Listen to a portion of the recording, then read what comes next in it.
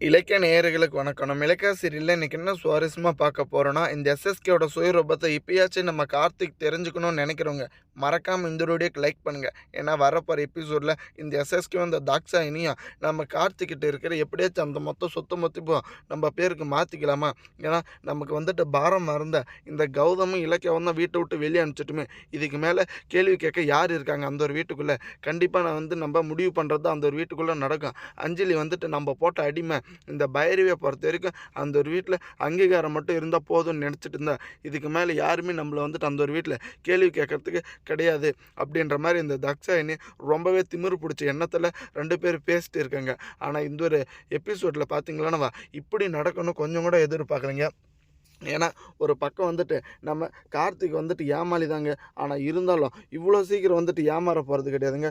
ஏன்னா ஆரம்பத்துலேருந்து இந்த கௌதமும் இலக்கியமும் படித்து படித்து சொன்னாங்க, இந்த தக்ஷாயினியோட சுயரூபம் தெரியாமல் அவங்க கிட்ட வச்சுக்காதீங்க.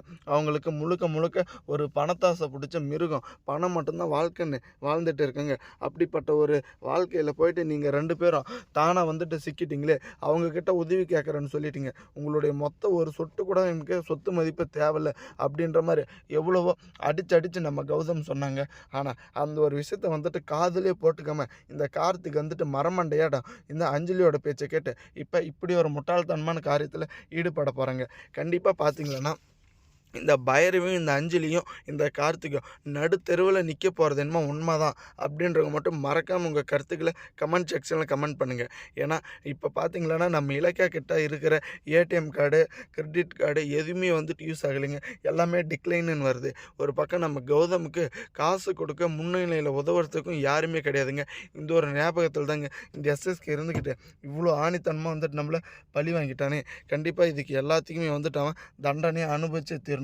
ஏன்னா உப்பு தின்னவன் தண்ணி குடிச்சு தான் ஆகணும். தப்பு செஞ்சவன் அது எவ்வளோ பேர் யாராக இருந்தாலும் கண்டிப்பாக அதுக்கான தண்டனையை அனுபவிச்சு தான் ஆகணும். இப்படிப்பட்ட ஒரு உலகத்தில் இப்படி வந்துட்டு நம்ம 2 பேரும் நின்றுட்டு இருக்குமே, இதுக்கு எல்லாத்துக்கும் கண்டிப்பாக வந்துட்டு ஒரு விடிவு காலம் பிறக்க போகுது அப்படின்ற மாதிரி அவ்வளோ ஆணித்தனமாக வந்துட்டு இப்போ நம்ம கௌதம் நினச்சிட்டு இருக்காங்க.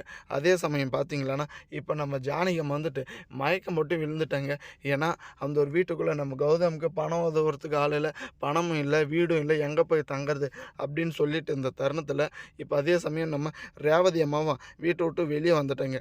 கண்டிப்பாக இதுக்கு எல்லாத்துக்கும் வந்துட்டு இவ்வளோ சீக்கிரம் இந்த எஸ்எஸ்கே தான் காரணம், இந்த தாக்ஷாயினி தான் காரணம் அப்படின்னு தெரிய வந்ததும் மனசே ரொம்பவே கஷ்டமாக இருக்குங்க. கண்டிப்பாக பார்த்தீங்களான்னு இதுக்கு எல்லாத்துக்குமே வந்துட்டு ஒரு முடிவு தெரிய போகுதுங்க வரப்போகிற எபிசோடில். ஆனால் இருந்தாலும் நம்ம ஜானகி அம்மா இருந்துக்கிட்டு கண்டிப்பாக இப்படி ஒரு முட்டாள்தனமான காரியத்தை பண்ணியிருக்கவே கூடாது. மயக்கம் போட்டு விழுந்தது மட்டும் இல்லாமல் இதுக்கு பின்னாடி வந்துட்டு இவ்வளோ ஆக்ரோஷம் இருக்குது.